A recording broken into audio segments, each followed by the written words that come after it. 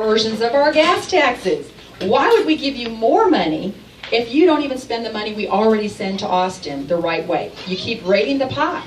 So we want them to stop using our road money on things that have nothing to do with roads. Amen? Amen. That's right. Okay. I thought so. So that the non-school diversions are about $1 billion a year, and the school diversions are about $750 million a year. TxDOT's short about $4 billion a year. So even if we ended all those diversions, we're still short. So here's another pot of money, and this is one bill that we absolutely agree with Senator Nichols on, and it's dedicating the vehicle sales tax that we all pay. Whenever you buy a new and even used vehicle, you have to pay that 6.25% sales tax, and it can be a pretty hefty tax bill, right? All that money is being dumped into general revenue. Not a drop of it goes to roads. Well, we think any tax that they collect, whether it's on our tires, our vehicle registration, and you name it, all that should be going to fund our roads, especially when we have a road funding crisis. That represents $3.3 billion a year. That would be like tripling our gas tax without, or excuse me, that would be like raising the gas tax 30 cents a gallon without raising taxes, if we just took the money we already pay in vehicle sales and put it to roads. Now his bill takes almost 10 years to do it.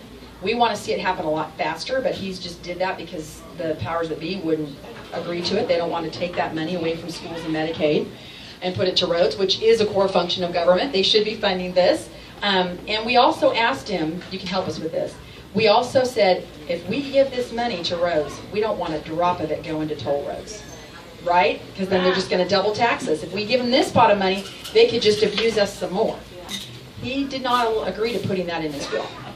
We absolutely need to put in the bill. If we're going to pass this bill, we got to make sure we put walls around that money, and that TxDOT cannot use it to support these toll roads. Otherwise, we're going to get double, triple, quadruple whammy every time you take one of these roads. Now, how many of you have heard of Prop 1 that's coming up November? Prop 1. Okay, this is the Transportation Amendment. Now, they kicked it to a separate year from last year's rate of the Rainy Day Fund and the water proposition. Now they kicked it to this year in a separate year, hoping that our voters have short memories and won't remember all this. But I'll just tell you a little bit about it. Our membership is split on this, so I'm not going to advocate for or against it. I'm just going to tell you what it does and doesn't do, and I'll let you all decide, okay? The constitutional amendment is in November. It would divert half of the oil and gas severance tax that would normally go to the Rainy Day Fund. Half of it would get diverted to roads, and the other half will continue going to the Rainy Day Fund.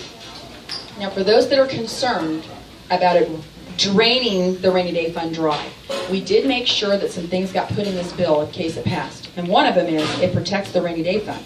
They have to keep a certain minimum amount in the Rainy Day Fund before any money goes to roads. Okay, so just, I want you to know that. The second thing we got in there, which was huge, is that they can't use a dime of this money on toll roads. So that's a good thing. And it does sunset in 10 years. It's not forever, in other words. It's not like they're going to forever, always, and whatever, you know, keep rating this money or what have you. It's hopefully to help get